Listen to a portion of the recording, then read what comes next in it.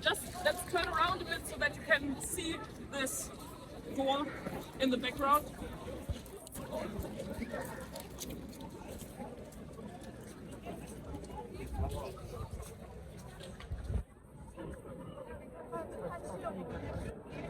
Okay, first question. Do you know anything about Cologne?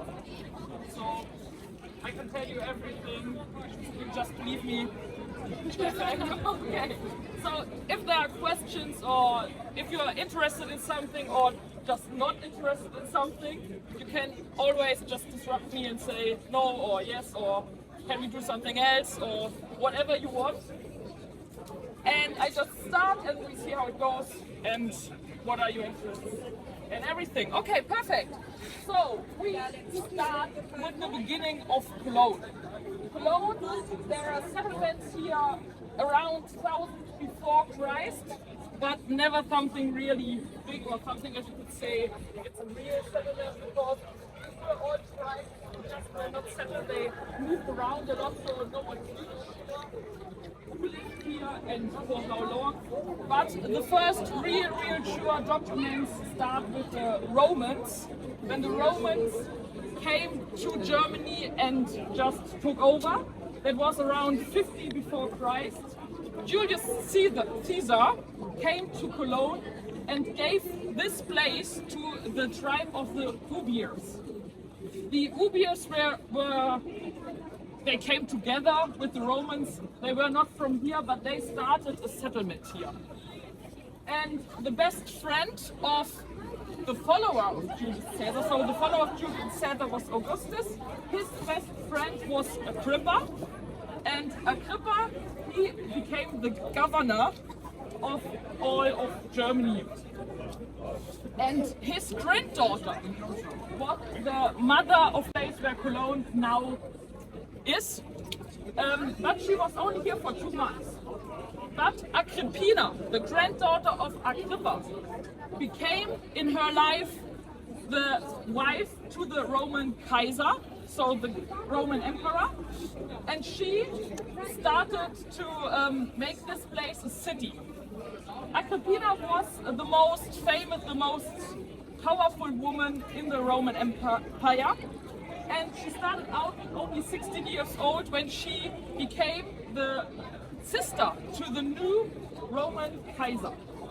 And he married her off to a wealthy man, but this man wasn't wealthy enough for Agrippina because she was really power hungry.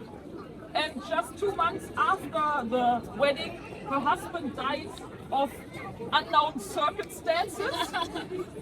No one really knows what happened, but her brother thought, okay, Agrippina, you had your hands in this death suddenly, so she wanted to stay alone and just took over her husband's wealth. But her brother thought different and married her off to another man, another really wealthy man, but again not powerful enough for Agrippina. And shortly after the wedding he died of unknown circumstances. So she, again a widow with more money, more power, but her brother again unhappy, and he was the Roman Kaiser. So he started to become a bit angry and just showed her off. So he started a tribunal where she had to explain how her two husbands suddenly died. And she couldn't explain it, so she was sent into exile. She had to leave the whole Italian borders. But before she reached the borders, her brother died of unknown circumstances. And she could come back because there was no Kaiser anymore. Her uncle, Claudius, now became the new Kaiser. And 2 weeks later, she married her own uncle and she became the most powerful woman in the whole world, in the whole Roman Empire. She was the powerful one, which is shown by the fact that she, after Claudius and herself died, her son from her first marriage, Nero, became the new Kaiser, and the sons of Claudius were never heard of again, died of unknown circumstances. So that's the story of Agrippina. she only was here in Cologne for 2 months after her birth. So she was born here and her family left. But she became this powerful woman. And every time when someone asked her, where were you born, where are you from, she had to tell them, oh, somewhere in Germania, no one knows the place, it's in, we don't know. So she didn't want to explain it like that. And she said, okay, yeah, now we have a city there. I just make it a city. It's now called the Colonia Claudia Ara Agrippinensium. And she made this really, really small place with maybe 100 people, the new city in Germany. So from this on, this place had different rights and it became really, really fast a big city. In 200 years, from a place no one had ever heard of, thanks to Agrippina, it became this city. So we're standing and in the background, this is a little part of a huge entrance gate, and this is only a side door. And there were 24 different side doors, but this is the only part that's left. But here the outside of the city began, and these two big streets are still like that today. They are the main shopping streets of Cologne, and the part where the wall is, even that is nearly completely still here.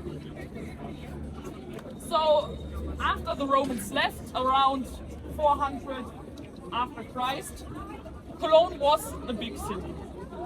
But it became really a world city when the Catholic Church took over, and around 1100 after Christ, the Bishop of Cologne, went on a crusade with the Kaiser. And they went to Italia and to Milan. Milan was a really wealthy city, but when they came with their crusade and took over, the Kaiser allowed the Bishop of Cologne, as thanks for his help, to take everything he wanted from Milan. So he had the power, he could just take everything he wanted. And he took the bones of the 3 holy kings and brought them here to Cologne, which made this a huge pilgrimage area. So everyone wanted to come and see the 3 holy kings. No one really knows if it's really the bones, but tests showed it's bones from the time, so could be. But this became a huge place for Christianity. Everyone wanted to come, and the small Roman church we had here just wasn't big enough. So the Cologne fathers started to plan a really big new church, which was bigger than the world had ever seen before, and tried to find an architect who would build them this church. And then Gerhard, a young builder, came and said, I will build. So they started in the year 1248 to build this church now in the background here. And no one thought it's possible, but he had it in his head and he just did it without any school, without any studies. There are some problems, some mistakes he made. For example, the foundation is around 5 times deeper than he needed. But they had no idea how deep you had to build such foundation. So they thought, oh yeah, it's a really big church.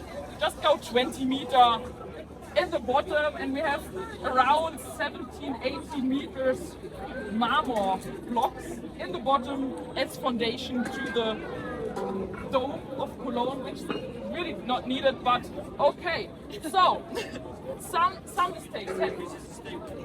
Yeah, it's really stable. Up to the point they built the subway, and now it's not stable anymore. So I don't know which train you took to come here, but if you took the 16 or 18, they are only allowed to drive really slow when they go to the main train station. Otherwise, the dome is gonna collapse. Little small mistakes. But the foundation in all is okay. So he started to build this church, but he never saw the end of it. He never even saw half of it standing, because the building of this dome took nearly 600 years. When you see this behind you, that's a remake of one of the tops of the Cologne dome. The dome is 170 meters high, and the two tops are only 6 centimeters different heights, which is insane for the time when they built it, because there were no laser technique, no cranes that really worked without manpower. So the building, as it stands now, took 600 years, but it's a masterpiece, and when it was finished, it was the biggest building in the whole world. After they started to build it, it took around 300 years to just get to the half of it. Then we had only the towers to the half. The middle part wasn't built yet, but the money ran out, and that just stopped. We had the plague, we had a lot of bribery, and there was just no money in the Cologne cast. So they just stopped and let it like that. We will go around and I'll show you how 300 years later they started and begin to build it ready. But one point I want to show you is this little number next to the door. There's a house number. It's the only church that